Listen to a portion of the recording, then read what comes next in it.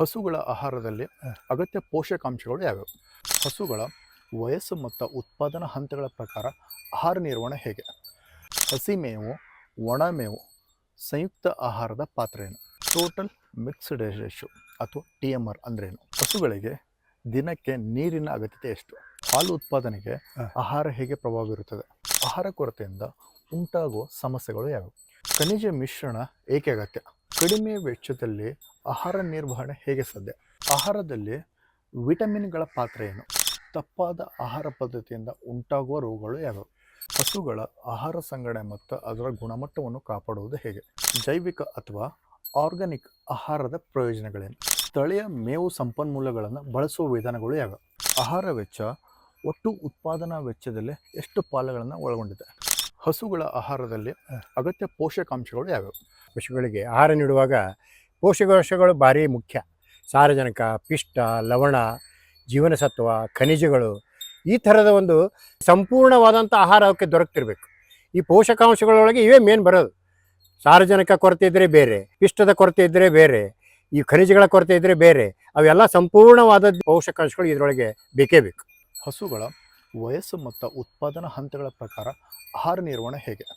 ಉತ್ಪಾದನಾ ಹಂತಗಳು ಅಂತಂದರೆ ಬೆಳವಣಿಗೆಯಿಂದ ಪ್ರಾರಂಭ ಆಗ್ತದೆ. ಅದು ಕರುಗಳಿಗೆ ಪ್ರಾರಂಭಿಕ ಆಹಾರ ಮೊದಲೇ 3 ತಿಂಗಳಿಗೆ ಪ್ರಾರಂಭ ಮಾಡ್ತೀವಿ.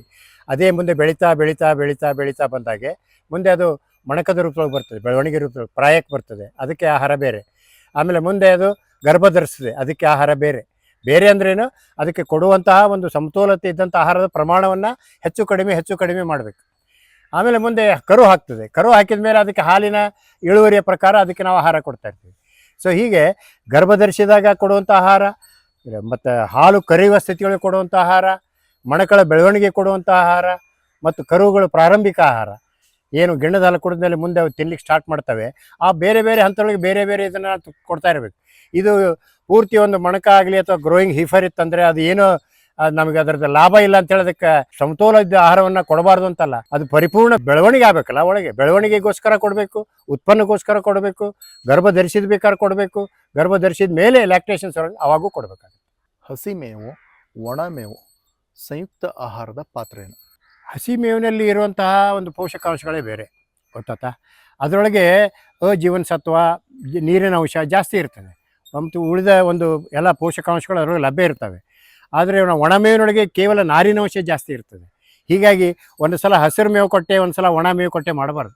ಹಸಿರು ಮೇವನ್ನು ಒಣ ಮೇವಿನ ಜೊತೆ ಮಿಶ್ರ ಮಾಡಿ ಕೊಡೋದ್ರಿಂದ ಅದು ಸಂಯುಕ್ತ ಆಹಾರ ಆಗ್ತದೆ. ಯಾಕಂದರೆ ಫೈಬರ್ ಬೇಕು ಅದಕ್ಕೆ. ನಾರಿನಾಂಶ ಇರದೇ ಹೋದರೆ ಪಚನ ಶಕ್ತಿಗೆ ತೊಂದರೆ ಆಗ್ತದೆ. ಆ ಪ್ರಕಾರ ಒಣ ಮೇವನ್ನು ಮತ್ತು ಹಸಿರು ಮೇವನ್ನು ಎರಡೂ ಸೇರಿಸ್ಬಿಟ್ಟೇ ಮೇವು ಕತ್ತರಿಸೋ ಯಂತ್ರದೊಳಗೆ ಹಾಕಿ ನಾವು ಅದನ್ನು ಕೊಟ್ಬಿಟ್ಟಿವಪ್ಪ ಅಂತಂದರೆ ಅದಕ್ಕೆ ಬೆನಿಫಿಟ್ ಜಾಸ್ತಿ ಇರ್ತದೆ. ಯಾಕಂದರೆ ಒಣ ಮೇವಿನೊಳಗೆ ಜಾಸ್ತಿನ ಪೋಷಕಾಂಶಗಳು ಇರೋದಿಲ್ಲ, ಎಕ್ಸೆಪ್ಟ್ ಮೇವಿನ ಒಂದು ಒಣ ಮೇವಿನ ಒಂದು ನಾರಿನಾಂಶ, ಕಡಿಮೆ ಪೋಷಕಾಂಶಗಳು. ಹಸಿರು ಮೇವದೊಳಗೆ ಎಲ್ಲ ಸಿಕ್ತಿದ್ರು ಸಹಿತ ಅದೊಂದೇ ನಾವು ಕೊಡ್ತೀವಪ್ಪ ಅಂತಂದರೆ ನೀರಿನಾಂಶ ಜಾಸ್ತಿ ಇದ್ದಾಗ ಅವಾಗ ಏನಾಗ್ತದೆ, ಅದು ಕೆಲವು ಸಲ ತಡ್ಕೊಳ್ಳೋ ಶಕ್ತಿ ಇರೋದಿಲ್ಲ, ಲೂಸ್ ಮೋಷನ್ನು ಅವೆಲ್ಲ ಸ್ಟಾರ್ಟ್ ಆಗಿಬಿಡ್ತವೆ. ಅದಕ್ಕೆ ಹಸಿ ಮೇವು, ಒಣ ಮೇವು ಎರಡು ಮಿಕ್ಸ್ ಮಾಡಿ ದನಗಳಿಗೆ ಕೊಡೋದು ಭಾರಿ ಮುಖ್ಯ.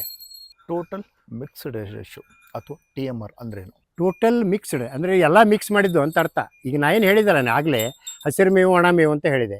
ಇದ್ರ ಜೊತೆ ಏನು ಮಾಡ್ತಾರಪ್ಪ ಅಂದರೆ ಪರ್ಸೆಂಟೇಜ್ ಪ್ರಕಾರ ನಮ್ಮದೇನು ಪಶು ಆಹಾರ ಇರ್ತದೆ, ಪಶು ಆಹಾರನೂ ಸಹಿತ ಅದರೊಳಗೆ ಮಿಕ್ಸ್ ಮಾಡ್ತಾರೆ. ಹಸಿ ಮೇವು, ಒಣ ಮೇವು ಮತ್ತು ಪೌಷ್ಟಿಕ ಆಹಾರ ಅಂದರೆ ನಾವು ಕಾನ್ಸಂಟ್ರೇಟ್ ಫೀಡ್ ಅಂತೀವಲ್ಲ, ಫೀಡ್ ಕಾನ್ಸಂಟ್ರೇಟ್, ಮೂರೂ ಮಿಶ್ರಣ ಮಾಡಿ ಅದಕ್ಕೆ ಕೊಡ್ತಾ ಇರ್ತಾರೆ. ಇದ್ರದ್ದು ಕೆಲವು ಅನುಕೂಲತೆಗಳಿವೆ, ಅನಾನುಕೂಲತೆಗಳು ಇವೆ. ಯಾಕಪ್ಪ ಅಂದರೆ ಇದೇನು ನಾವು ಆ್ಯಕ್ಚುಲಿ ನಾವು ಪ್ರೊಡಕ್ಷನ್ಗಾಗಿ ಕೊಡ್ತಾ ಇದ್ದೀವಿ, ಹಾಲಿನ ಉತ್ಪನ್ನಗಾಗಿ ಕೊಡ್ತಾ ಇದ್ದೀವಿ TMR ಅಂದರೆ ಅದು ಎಷ್ಟು ಪ್ರಮಾಣದೊಳಗೆ ಅದನ್ನು ಪಚನ ಮಾಡ್ಕೊಂಡಿದೆ, ತಿಂದಿದೆ ಅನ್ನೋದು ನಮ್ಗೆ ಗೊತ್ತಾಗಲ್ಲ. ಯಾಕಂದ್ರೆ ಅದ್ರ ಜೊತೆ ಹಸಿರು ಮೇವು, ಒಣ ಮೇವು ಮಿಕ್ಸ್ ಆಗಿಬಿಟ್ಟಿರ್ತದೆ. ಸೊ ಹೀಗಾಗಿ ಅದನ್ನು ಸಪ್ರೇಟಾಗಿ ಒಣ ಮೇವು, ಹಸಿರು ಮೇವು ಕೊಟ್ಟುಬಿಟ್ಟು ಈ ಕಡೆ ಕಾನ್ಸಂಟ್ರೇಟ್ ಕೊಡೋದು ಒಳ್ಳೆಯದು. TMRನ ಏನು ಅಪೋಸ್ ಮಾಡಲ್ಲ, ಕೆಲವರು ಆ ಥರನೂ ಫೀಡಿಂಗ್ ಮಾಡ್ತಾರೆ, ಇಲ್ಲ ಅಂತಲ್ಲ. ಆದರೆ ಈ ಥರ ಮಾಡೋದ್ರಿಂದ ವೈಜ್ಞಾನಿಕವಾಗಿ ಎಷ್ಟು ಫೀಡ್ ಕೊಡಬೇಕಲ್ಲ ಅಷ್ಟು ಫೀಡನ್ನು ನಾವು ಕೊಟ್ಟಾಗ ಅದು ತಿಂದಿದೆ ಅಂತ ನಮ್ಗೆ ಕನ್ಫರ್ಮ್ ಆಗ್ತದೆ. ಅದು ಮುಖ್ಯ. ಹಸುಗಳಿಗೆ ದಿನಕ್ಕೆ ನೀರಿನ ಅಗತ್ಯತೆ ಎಷ್ಟು? ನೀರು ಅತಿ ಮುಖ್ಯವಾದಂಥ ಅಂಶ. ಈಗ ನಾವು ಏನಪ್ಪ ಹಾಲು ಉತ್ಪಾದನೆಯೊಳಗೆ ಒಂದು ಹಸು ಇದೆಯಪ್ಪ ಅಂತಂದರೆ 1 ಲೀಟ್ರ್ ಹಾಲು ಅದು ಉತ್ಪನ್ನ ಮಾಡ್ತದಂದರೆ ಅದಕ್ಕೆ 4.5 ಲೀಟ್ರ್ ನೀರು ಬೇಕು. ಇದೊಂದು ಸೂತ್ರ. ಅದರ ಪ್ರಕಾರ ನಾವು ನೀರಿನ ಒಂದು ಲಭ್ಯತೆಯನ್ನು ನಾವು ಮಾಡಿಕೊಡ್ಬೇಕಾಗುತ್ತೆ. ಇಡೀ ದಿವಸ ನೀರೇ ಕುಡಿಸಿಲ್ಲ ಅಂತಂದ್ರೂ ಅಲ್ಲ, ನೀರಿನ ತೊಟ್ಟಿಯೊಳಗೆ ನೀರು ಇಟ್ಟಿದ್ರಪ್ಪ ಅಂದರೆ ಅದಕ್ಕೆ ಎಷ್ಟು ಬೇಕು ಅಷ್ಟು ನೀರು ಕುಡಿತಂದ್ರೆ ಜಾಸ್ತಿ ಕುಡಿಯೋದಿಲ್ಲ ಅದು. ಅದಕ್ಕೆ ಎಷ್ಟು ಬೇಕು ಅಷ್ಟನ್ನು ನಾವು ಪ್ರೊವೈಡ್ ಮಾಡಿದಂಗೆ ಅದು. ಆ ಥರ ಒಂದು ಹವಾಮಾನಕ್ಕೆ ಅನುಗುಣವಾಗಿ ಬಿಸಿಲು ಜಾಸ್ತಿ ಇತ್ತಪ್ಪ ಅಂದರೆ ಸ್ವಲ್ಪ ಪ್ರಮಾಣ ಜಾಸ್ತಿ ಕುಡಿತವೆ, ತಂಪಿತ್ತಪ್ಪ ಅಂದರೆ ಸ್ವಲ್ಪ ಪ್ರಮಾಣ ಕಡಿಮೆ ಕುಡಿತವೆ. ಆದರೆ ಹಾಲು ಉತ್ಪನ್ನಕ್ಕೆ ಏನು ಬೇಕೋ ಅಷ್ಟು ತೊಗೊಂಡೇ ತೊಗೋತವೆ. ಅಂದರೆ 1 ಲೀಟ್ರ್ ಹಾಲಿಗೆ 4.5 ಲೀಟ್ರ್ ನೀರಿನ ಒಂದು ವ್ಯವಸ್ಥೆಯನ್ನು ಫಾರ್ಮುಲಾ ಇಟ್ಕೊಂಡು ನಾವು ವ್ಯವಸ್ಥೆ ಮಾಡ್ಕೊಂಡಿರಬೇಕು. ಹಾಲು ಉತ್ಪಾದನೆಗೆ ಆಹಾರ ಹೇಗೆ ಪ್ರಭಾವ ಬೀರುತ್ತದೆ? ನೋಡ್ರಿ, ಆಹಾರದೊಳಗೆ ನಾನು ಏನು ಹೇಳಿದೆ, ಇವೆಲ್ಲ ಪೋಷಕಾಂಶಗಳು ಇದ್ದಂಥ ಆಹಾರ ಕೊಡೋದ್ರಿಂದ ಮಾತ್ರ ಹಾಲು ಉತ್ಪನ್ನ ಆಗ್ತದೆ. ಯಾವ್ಯಾವ ಹೇಳಿದೆ? ಸಾರಜನಕ, ಪಿಷ್ಟ, ಕೊಬ್ಬು, ಲವಣ, ಜೀವನಸತ್ವ ಇವೇನವಲ್ಲ, ಇವು ಸರಿ ಪ್ರಮಾಣದೊಳಗೆ ನಾವು ಸೇರಿಸಿದ್ದು ಅದಕ್ಕೆ ಸಮತೋಲ ಆಹಾರ ಅಂತಾರೆ. ಹಸಿರು ಹುಲ್ಲು ಬೇರೆ, ಒಣ ಹುಲ್ಲು ಬೇರೆ, ಆದರೆ ಪಶು ಆಹಾರ ಬೇರೆ. ಪಶು ಆಹಾರ ನಾವು ನೀಡೋದ್ರಿಂದ ಮಾತ್ರ ನಮಗೆ ಹಾಲಿನ ಒಂದು ಇಳುವರಿಗೆ ಸಹಾಯಕಾರಿ ಆಗ್ತದೆ. ಅದನ್ನು ಕೊಡದೆ ನಾನು ಬರೀ ಒಂದೇ ಒಂದು ಅಂಶವನ್ನು, ಬರೀ ತೌಡು ಆಮೇಲೆ ಹಿಂಡಿ ಎರಡೇ ಕೊಡ್ತೀನಿ, ಕೇವಲ ತೌಡು ಒಂದೇ ಒಂದು ಹಿಂಡ್ಕೊತೀನಿ ಅಂದರೆ ಆಗೋದಿಲ್ಲ. ಇದರಿಂದ ಬರುವಂಥ ಒಂದು ಕೊರತೆ ರೋಗಗಳೇನು ಬರ್ತಾವಲ್ಲ, ಈ ಕೊರತೆ ರೋಗಗಳಿಂದ ಹಾಲಿನ ಉತ್ಪನ್ನನೂ ಹೋಗುತ್ತೆ, ದನ ಬರಡು ಬೀಳುತ್ತೆ, ದನಕ್ಕೆ ಪೂರ್ತಿ ಆರೋಗ್ಯ ಅದರದ್ದು ಹಾಳಾಗಿ ಹೋಗ್ತದೆ, ರೋಗ ನಿರೋಧಕ ಶಕ್ತಿನೂ ಕಡಿಮೆ ಆಗ್ತದೆ. ಹೀಗೆ ನಮ್ಮ ಮನುಷ್ಯನ ದೇಹ ಇದ್ದಂಗೆ ನಾವು ದಿನನಿತ್ಯ ಒಂದೇ ಆಹಾರ ತಿಂತೀವೇನ್ರಿ? ಎಲ್ಲ ತಿಂತೀವಿ ನಾವು. ಕಾಯಿಪಲ್ಯ ತಿಂತೀವಿ, ಹಾಲು ಕುಡಿತೀವಿ, ಮೊಸರು ತಿಂತೀವಿ, ರೊಟ್ಟಿ ತಿಂತೀವಿ, ಕಾಳು ತಿಂತೀವಿ.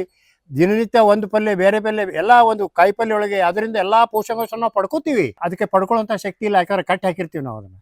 ಸೊ ಹೀಗಾಗಿ ನೀವು ಕೊಡುವಂಥ ಆಹಾರದೊಳಗೆ ಸರಿಯಾದ ಪೌಷ್ಟಿಕತೆ ಬೇಕು ಅಂದರೆ ಇದರೊಳಗೆ ಯಾವ ಕೊರತೆನೂ ಇಲ್ಲದ ಹಾಗೆ ನಾವು ಪಶು ಆಹಾರವನ್ನು ಸಿದ್ಧಪಡಿಸ್ಕೋಬೇಕು. ಅದೇ ಮುಖ್ಯ. ಆಹಾರ ಕೊರತೆಯಿಂದ ಉಂಟಾಗುವ ಸಮಸ್ಯೆಗಳು ಯಾವುವು? ಬಹಳ ಸಮಸ್ಯೆಗಳು ಬರ್ತವೆ. ಯಾಕಂದರೆ ಅವನಿಗೆ ಸಮತೋಲ ಆಹಾರ ಅವಾಗ ಹೇಗೆ ಕೊಡಬೇಕು ಅಂತ ಗೊತ್ತೇ ಇಲ್ಲಪ್ಪ ಅಂತಂದರೆ ಅದರೊಳಗೆ ಕೊರತೆ ರೋಗಗಳು ಪ್ರಾರಂಭ ಆಗಿಬಿಡ್ತವೆ. ನೋಡಿರಿ, 1 ಲೀಟ್ರ್ ಹಾಲು ಹೊರಗೆ ಹೋಗ್ತಾ ಇದೆಯಪ್ಪ ಅಂದರೆ ಸುಣ್ಣದಂಶ, ರಂಜಕದಂಶ, ತಾಮ್ರದಂಶ, ಕ್ಯಾಲ್ಸಿಯಂ, ಮ್ಯಾಗ್ನೀಷಿಯಂ, ಫಾಸ್ಫರಸ್, ಜಿಂಕ್ ಏನಿದಾವಲ್ಲ ಇವೆಲ್ಲ ಹಾಲಿನ ಮುಖಾಂತರ ಶಕ್ತಿ ಹೊರಗೋಗ್ಬಿಡ್ತದೆ. ಅದನ್ನು ಮೇಕಪ್ ಮಾಡಬೇಕಲ್ಲ ನಾವು. How you are going to make it up? Only with this, by giving these ಪೋಷಕಾಂಶಗಳನ್ನು ಕೊಟ್ಟೇ ಅದನ್ನು ಸರಿಪಡಿಸ್ಬೇಕು. ಕೊರತೆ ಬರಬಾರ್ದು, ಕೊರತೆ ರೋಗಗಳು ಯಾವುದರಲ್ಲೂ ಕಾಣಬಾರ್ದು. ಅದಕ್ಕೆ ಹೆಲ್ದಿ ಅನಿಮಲ್ ಹೇಗಿರಬೇಕು, ಅದೆಲ್ಲ ಅದಕ್ಕೆ ಸಿಕ್ಕಿತ್ತಪ್ಪ ಅಂದರೆ ಮಾತ್ರ ಅದು ಹೆಲ್ದಿಯಾಗಿ ತನ್ನ ಚಟುವಟಿಕೆಯನ್ನು ನಿವಾರಿಸ್ತದೆ. ಬೇರೆ ಬೇರೆ ಹಂತಕ್ಕೆ ಬೇರೆ ಬೇರೆ ಬೇರೆ, ಮೊಣಕಗಳಿಗೆ ಬೇರೆ, ಬೆಳೆ ಕರುಗಳಿಗೆ ಬೇರೆ, ಆಮೇಲೆ ಗರ್ಭಧರಿಸಿದ್ದಕ್ಕೆ ಬೇರೆ, ಹಾಲು ಹಿಂಡೋದಕ್ಕೆ ಬೇರೆ. ಹಾಲಿನ ಪ್ರಮಾಣವನ್ನು ನಾವು ತಿಳ್ಕೊಂಡಾಗ ಅದ್ರ ಪ್ರಮಾಣ ಹೇಗೆ ಅದನ್ನು ನೋಡ್ತಾ ಇರೋದು, ಅದ್ರ ಮೇಲೆ ನಿಗಾ ಇಟ್ಟಾಗ ಮಾತ್ರ ನಮಗೆ ಗೊತ್ತಾಗ್ತದೆ. ಕೊರತೆ ರೋಗಗಳು ತೋರಿಸ್ಬಿಡ್ತಾವೆ. ಅದಕ್ಕೆ ಸಮತೋಲತೆ ಇದ್ದಂಥ ಆಹಾರಕ್ಕೆ ನಾವು ಒದಗಿಸ್ಬೇಕು. ಖನಿಜ ಮಿಶ್ರಣ ಏಕೆ ಅಗತ್ಯ? ಖನಿಜ ಮಿಶ್ರಣ ಇದು ಮಿನರಲ್ ಮಿಕ್ಸ್ಚರ್ ಅಂತಾರೆ. ಅದಕ್ಕೆ ಮಿನರಲ್ ಮಿಕ್ಸ್ಚರು ನಮ್ಮಲ್ಲಿ ಕೆಲವು ಮೇಜರ್ ಮಿನರಲ್ಸು, ಮೈನರ್ ಮಿನರಲ್ಸ್ ಅಂತ ಏನು ಬರ್ತಾವೆ, ಆ ಮೇಜರ್ ಮಿನರಲ್ಸು ನಮ್ಮ ಜಾನುವಾರುಗಳಿಗೆ ಸಿಗದೆ ಹೋದಾಗ ಕೊರತೆ ರೋಗಗಳು ಖಂಡಿತ. ನಮ್ಮ ಬಹಳ ಜನ ರೈತರು ಖನಿಜ ಮಿಶ್ರಣವನ್ನು ಕೊಡೋದೇ ಇಲ್ಲ. ಹೀಗಾಗಿ ಸಮಸ್ಯೆಗಳೇನು ಬರ್ತವೆ? ಬರಡುತನ, ಹೀಟಿಗೆ ಬರಲ್ಲ, ಬೇಗನೆ ಗರ್ಭ ಧರಿಸಲ್ಲ, ಹಾಲು ಉತ್ಪನ್ನ ಕಡಿಮೆ ಆಗ್ತದೆ, ರೋಗ ನಿರೋಧಕ ಶಕ್ತಿ ಕಡಿಮೆ ಆಗ್ತದೆ. ಇವೆಲ್ಲ ಏನು ಬರೋದೇನಪ್ಪ ಅಂದರೆ ಖನಿಜಗಳ ಕೊರತೆಯಿಂದ. ಕ್ಯಾಲ್ಸಿಯಂ, ಮ್ಯಾಗ್ನೀಷಿಯಂ, ಫಾಸ್ಫರಸ್, ಜಿಂಕ್, ಮೊಲಿಬ್ಡಿನಮ್ ಇವೆಲ್ಲ ಏನಪ್ಪ ಅಂದರೆ ಮೇಜರ್ ಎಲಿಮೆಂಟ್ಸ್ ಇವು. ದೀಸ್ ಆರ್ ಟು ಬಿ, ಅವನ್ನ ಏನಪ್ಪ ಅಂದ್ರೆ ನಾವು ಹೊರಗಡೆಯಿಂದನೇ ಕೊಡಬೇಕು ಹೊರತು ಈ ನಮ್ಮ ಇದರಿಂದ ಆ ಹಸಿರು ಮೇವು ಮತ್ತು ಒಣ ಮೇವಿಂದ ಸಿಗುವಂಥ ಖನಿಜಗಳು ಭಾಳ ಕಡಿಮೆ. ಸಾರಜನಕ, ಪಿಷ್ಟ, ಕೊಬ್ಬು ಅವೇನು ದವಸ ಧಾನ್ಯಗಳಿಂದ ಸಿಗೋದು ಭಾಳ ಕಡಿಮೆ. ಆದರೆ ಈ ಒಂದು ಹೊರಗಡೆಯಿಂದ ಕೊಡುವಂಥ ಖನಿಜ ಮಿಶ್ರಣ ಯಾವಾಗಲೂ ನಾವು ಏನೋ ಒಂದು ಪಶು ಆಹಾರನ ತಯಾರು ಮಾಡ್ತಾ ಇರ್ತೀವಿ, ಅದರೊಳಗೆ ಮಿಶ್ರಣ ಮಾಡೇ ಕೊಡಬೇಕು. ಅಂದಾಗ ಮಾತ್ರ ಓವರ್ ಆಲ್ ಹೆಲ್ತನ್ನು ನಾವು ಮೇಂಟೈನ್ ಮಾಡಬೇಕು. ಕಡಿಮೆ ವೆಚ್ಚದಲ್ಲಿ ಆಹಾರ ನಿರ್ವಹಣೆ ಹೇಗೆ ಸಾಧ್ಯ? ಕಡಿಮೆ ವೆಚ್ಚ ಅಂದರೆ ನಾವು ಹಾಲು ಉತ್ಪಾದನಾ ವೆಚ್ಚ ಹೇಗೆ ನಾವು ಕಡಿಮೆ ಮಾಡ್ಕೋತೀವಲ್ಲ, ಅದಕ್ಕೆ ಇವೆಲ್ಲ ಪೂರಕವಾಗಿರೋದು. ಏನಪ್ಪ ಅಂದ್ರೆ ನಾನು ಎಲ್ಲಿ ಮೇವನ್ನು, ಹಸಿರು ಮೇವನ್ನು ನನ್ನ ಹೊಲದೊಳಗೆ ನಾನೇ ಬೆಳೆದ್ಬಿಟ್ಟು ಅದನ್ನು ಹೇಗೆ ಅದನ್ನು ನಾವು ಯುಟಿಲೈಸ್ ಮಾಡಿಕೊಂಡಾಗ ಈ ನಾವು ಕಡಿಮೆ ವೆಚ್ಚದೊಳಗೆ ಹಾಲು ಉತ್ಪಾದನೆಗೆ ಕೊಡುವಂಥ ಪಶು ಆಹಾರವನ್ನು ಕಡಿಮೆ ಮಾಡ್ಬೋದು. ಪ್ರತಿ ಸಲನೂ ಅದಕ್ಕೆ ಒಂದು ಬಕೆಟು ತಿನ್ನಿಸೋದಲ್ಲ, ಅದಕ್ಕೊಂದು ಲೆಕ್ಕ ಬೇಕು. ಅದಕ್ಕೆ ಈ ಒಂದು ಪರಿಪೂರ್ಣವಾದಂತಹ ಒಂದು ಒಳ್ಳೆಯ ಮೇವು ನಾನು ಹೊಲದಿಂದ ಬರ್ತಾ ಇದೆ ಅಂದಾಗ, ಅದರೊಳಗೆ ಪೌಷ್ಟಿಕಾಂಶ ಚೆನ್ನಾಗಿದೆ ಅಂತಂದಾಗ ನೀನು ಪಶು ಆಹಾರದ ಪ್ರಮಾಣ ಕಡಿಮೆ ಮಾಡು. ಪೂರ್ತಿ ಅರ್ಧಕ್ಕರ್ಧ ಕಡಿಮೆ ಮಾಡೋದಲ್ಲ, ಅಲ್ಲಿ ಸ್ವಲ್ಪ ಉಳಿತಾಯ ಆಗುತ್ತಿಲ್ಲ. ಸೊ ಹೀಗಿದ್ದಾಗ ನಾವು ಈ ಪೋಷಕಾಂಶಗಳ ಬಗ್ಗೆ ಹೆಚ್ಚಿನ ಗಮನ ಕೊಡಬೇಕು. ಆಹಾರದಲ್ಲಿ ವಿಟಮಿನ್ಗಳ ಪಾತ್ರ ಏನು? ಜೀವಸತ್ವಗಳು ಅಂತ ವಿಟಮಿನ್ಸ್ ನಾವು ಅತಿ ಅವಶ್ಯ ಅವಕ್ಕೂ ಬೇಕೆ. Vitamin A, B2, D3, vitamin E ಇವೆಲ್ಲ ಏನಿರ್ತಾವಲ್ಲ, ಇವು ಒಂದಿಲ್ಲ ಒಂದು ನಮ್ಮ ಓವರಾಲ್ ಪರಿಪೂರ್ಣವಾದಂಥ ಒಂದು ಬೆಳವಣಿಗೆಗೆ ಸಹಾಯಕಾರಿ ಆಗ್ತವೆ. ಒಂದು ಕೊರತೆಗಳು ಪೂರ್ತಿ ನಮಗೆ ದೂರಿಂದನೇ ಗೊತ್ತಾಗ್ಬಿಡ್ತವೆ. ರಫ್ ಸ್ಕಿನ್ ಇತ್ತಪ್ಪ ಅಂತಂದರೆ ಕೂದಲುಗಳು ಭಾಳ ಉದುರಿ ಹೋಗ್ತಾ ಇರ್ತವೆ, ಆದಾಗ ವಿಟಮಿನ್ ಅ ಕೊರತೆ ಇರ್ತದೆ. ಆಮೇಲೆ ಡಿ, ವಿಟಮಿನ್ ಡಿ ಸೂರ್ಯಕಿರಣದಿಂದ ಬರೋದು ಆಯಿತಪ್ಪ ಅಂತಂದರೆ ನಮ್ಮ ಬ್ರೀಡಿಂಗ್ ಏನಿದೆಲ್ಲ ಕರುಗಳನ್ನು ಪಡ್ಕೊಳ್ಳಿಕ್ಕೂ ಸಹಿತ ಅದು ತೊಂದರೆ ಉಂಟು ಮಾಡ್ತದೆ. ಈ ಥರ calcium, magnesium, phosphorus major elements ಆದರೆ ವಿಟಮಿನ್ಗಳೊಳಗೆ ಏನು ಬರ್ತಾವೆ, A, B2 ಪೂರ್ತಿ ಪಚನಕ್ರಿಯೆಗೆ ಬೇಕಾಗುವಂಥ ವಿಟಮಿನ್ B ಕಾಂಪ್ಲೆಕ್ಸು ಇವೆಲ್ಲ ಏನಿರ್ತವೆ ಇವು ನಮಗೆ ಪಚನಕ್ರಿಯೆಗೆ ಸಹಾಯ ಆಗ್ತವೆ. ವಿಟಮಿನ್ C ರೆಸಿಸ್ಟೆನ್ಸಿಗೆ ಸಹಾಯ ಆಗ್ತದೆ. ಈ ಥರ ಅದಕ್ಕೆ ಒಂದು ಪ್ರಮಾಣದೊಳಗೆ ನಾವು ವಿಟಮಿನ್ಗಳನ್ನು ಸಹಿತ ಪಶು ಆಹಾರದೊಳಗೆ ಇನ್ಕ್ಲೂಡ್ ಮಾಡಬೇಕು. ಖನಿಜ ಮಿಶ್ರಣ ಬೇರೆ, ವಿಟಮಿನ್ಗಳು ಬೇರೆ, ಅವುಗಳನ್ನು ಸರಿ ಪ್ರಮಾಣದೊಳಗೆ ಹಾಕಿ ದನಕರುಗಳಿಗೆ ನಾವು ಕೊಡಬೇಕಾಗುತ್ತೆ. ತಪ್ಪಾದ ಆಹಾರ ಪದ್ಧತಿಯಿಂದ ಉಂಟಾಗುವ ರೋಗಗಳು ಯಾವುವು? ತಪ್ಪಾದ ಆಹಾರ ಪದ್ಧತಿ ಅಂದರೆ ಅದಕ್ಕೊಂದು ಸಿಸ್ಟಮೆಟಿಕ್ ಫೀಡಿಂಗ್ ಶೆಡ್ಯೂಲ್ ಇರಬೇಕು, ಗೊತ್ತಾ. ಈಗ ನಾವು ಪೂರ್ತಿ ಹಸಿರು ಮೇವನೇ ನನ್ನೆಲ್ಲ ಭಾಳ ಬೆಳೆದು ಬರೀ ಹಸಿರು ಮೇವು ಹಾಕ್ತೀನಪ್ಪ ಅಂತಂದರೆ ಅದಕ್ಕೆ ನಾರಿನಂಶ ಸಿಗೋದಿಲ್ಲ. ಹೀಗಾಗಿ ಪಚನ ಕ್ರಿಯೆಯೊಳಗೆ ವ್ಯತ್ಯಾಸ ಆಗ್ತದೆ. ಪಚನ ಕ್ರಿಯೆಯೊಳಗೆ ವ್ಯತ್ಯಾಸ ಆಗಿ ದೇಹದೊಳಗಿನ ನೀರಿನ ಅಂಶ ಜಾಸ್ತಿ ಹೋಗ್ತದೆ, ಎನಿಮಲ್ ಡಿಹೈಡ್ರೇಷನ್ ಆಗ್ತದೆ. ಅದೇ ಪ್ರಕಾರ ಎನಿಮಲ್ ಹಾಲು ಕೊಡ್ತಾ ಇತ್ತಪ್ಪ ಅಂತಂದರೆ ಅದು ಹೇಳಿದ್ನಲ್ಲ ಆಗಲೇ, ಸುಣ್ಣದ ಅಂಶ, ರಂಜಕದ ಅಂಶ, ತಾಮ್ರದ ಅಂಶ ಈ ಅಂಶಗಳೆಲ್ಲ ಹೊರಗೆ ಹೋಗ್ಬಿಡ್ತವೆ. ಅಂಥ ಟೈಮ್ಗಳಿಗೆ ಸಡನ್ನಾಗಿ ಹೆಚ್ಚಿಗೆ ಹಾಲು ಹಿಂಡುವ ಹಸು ಏನಿದೆಲ್ಲ ಅದು ನೆಲ ಹಿಡ್ಕೊಂಡ್ಬಿಡ್ತದೆ. ಅದಕ್ಕೆ ಮೀಲ್ ಫೀವರ್ ಅಂತಾರೆ, ಹಾಲಿನ ಜ್ವರ ಅಂತಾರೆ. ಅದಕ್ಕೆ ಯಾಕಪ್ಪ ಅಂದರೆ ನನ್ನಲ್ಲಿರುವಂಥ ಎಲ್ಲ ನಾನು ಹೊರಗೆ ಹಾಕಿಬಿಟ್ಟೆ, ಈಗ ನನ್ನೊಳಗೆ ಶಕ್ತಿ ಉಳಿದಿಲ್ಲ ಅಂತ. ಅದಕ್ಕೆ ಇದು ತಪ್ಪಾದ ಒಂದು ಮೇಯಿಸುವ ಕ್ರಮ ಇದು. ಹಾಗೆ ತಪ್ಪು ಮೇಯಿಸಬಾರ್ದು. ಅದಕ್ಕೆ ಹೆಂಗೆ ಅದಕ್ಕೆ ನಾವು ಹಾಲಿನ ಉತ್ಪಾದನೆಗೆ ಜಾಸ್ತಿ ಮಾಡ್ಕೊತ ಹೋಗ್ತದೆ, ಅಷ್ಟು ಪಶು ಆಹಾರವನ್ನು ನಾವು ಜಾಸ್ತಿ ಮಾಡ್ಕೊತ ಹೋಗ್ಬೇಕು. ಯಾವಾಗ ಹಾಲಿನ ಪ್ರಮಾಣ ಕಡಿಮೆ ಮಾಡ್ತದೆ, ಪಶು ಆಹಾರ ಕಡಿಮೆ ಮಾಡ್ತಾ ಬರಬೇಕು. ಇದರಿಂದ ಕೊರತೆ ರೋಗಗಳನ್ನು ನಾವು ನಿವಾರಿಸ್ಬೋದು. ತಪ್ಪಾದ ಒಂದು ಆಹಾರ ಪದ್ಧತಿ ಅನುಸರಿಸೋದ್ರಿಂದ ನಮಗೆ ಸಮಸ್ಯೆಗಳೇ ಜಾಸ್ತಿ ಹೊರತು ಅದರಿಂದ ಯಾವ ಲಾಭಗಳಿಲ್ಲ. ಹೀಗಾಗಿ ದನಕರುಗಳಿಗೆ ನಾವು ಕೊಡುವಂಥ ಆಹಾರ ಏನೇ ಇದ್ದರೂ ಸಹಿತ, ಮೇವು ಇದ್ದರೂ ಸಹಿತ ಅದನ್ನು ಸರಿಯಾಗಿ ಪಚನಕ್ರಿಯೆಗೆ ಪೂರಕವಾಗಿ ಕೊಡಬೇಕು. ಸಣ್ಣ 1.5-2 ಇಂಚ್ ಕಟ್ ಮಾಡಿ ಕೊಡಬೇಕು. ಇಷ್ಟು ಉದ್ದ ಒಯ್ಯೋದಲ್ಲ, ವೇಸ್ಟ್ ಆಗಿಬಿಡ್ತದೆ, ಮೇವು ವೇಸ್ಟ್ ಆಗ್ತದೆ. ಅದಕ್ಕೆ ಮೇವು ಕತ್ತರಿಸೋ ಯಂತ್ರ ಅಂತ ನಿಮ್ಗೆ ಸಜೆಸ್ಟ್ ಮಾಡಿದ್ದೆ ನಾನು ಆಗಲೇ. ಯಾಕೆ 1.5-2 ಇಂಚನ್ನು ಕಟ್ ಮಾಡಿಕೊಡ್ಬೇಕು? ಅಲ್ರಿ ಅದರ ಬಾಯಿನೂ ಇಷ್ಟೇ ಇದೆ, ಅದು ಹೆಂಗೆ ಮೆಲಕ್ಕೆ ಹಾಕಿ ತಿನ್ಬೇಕು. ದೊಡ್ಡ ಉದ್ದ ದಂಟು ಹಾಕಿದ್ರಪ್ಪ ಅಂದರೆ ಮೇಲಿನ ರೌದಿ ಇಷ್ಟೇ ತಿಂದು ದಂಟು ಬಿಟ್ಬಿಡ್ತದೆ. ಅದಕ್ಕೆ ನಮ್ಮ ರೈತರು ನಂಜುಗಳು ಅಂತಾರೆ. ಅದಕ್ಕೆ ನಾವು ಮೇವನ್ನು ದಂಟನ್ನು ಕೊಡಬೇಕಾದ್ರೂ ಸಹಿತ ಅದನ್ನು ಸರಿಯಾಗಿ 1.5-2 ಇಂಚು ಅದನ್ನು ಕಟ್ ಮಾಡಿ ಕೊಟ್ಟಾಗ ಕುರುಮ್ ತಿಂದು ಯಾವ ಮೇವು ವೇಸ್ಟೇಜ್ ಆಗೋಲ್ಲ. 2 ತಿಂಗಳ ಮೇವು, 4 ತಿಂಗಳ ಮೇವು ಬರ್ತದೆ. ಇವನ್ನ ಅಳವಡಿಸ್ಕೋಬೇಕು ನಾವು. ಹಸುಗಳ ಆಹಾರ ಸಂಗ್ರಹಣೆ ಮತ್ತು ಅದರ ಗುಣಮಟ್ಟವನ್ನು ಕಾಪಾಡುವುದು ಹೇಗೆ?